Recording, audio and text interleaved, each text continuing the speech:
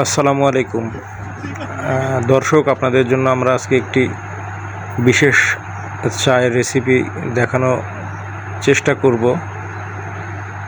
এটি একটি ব্যতিক্রমী চা, গ্রামের একদম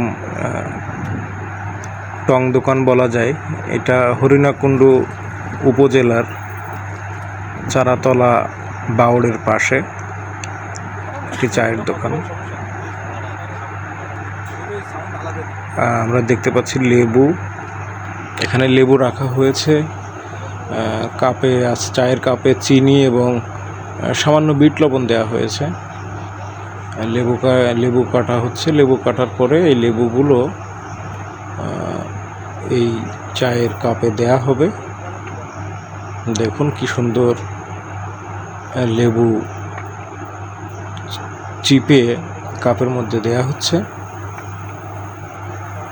আপনারা চাইলে এই যে লেবু যে চাপার যে কাঠের তৈরি এই যন্ত্রটি কিনতে পারেন। এটা লেবু চাপার জন্য বেশ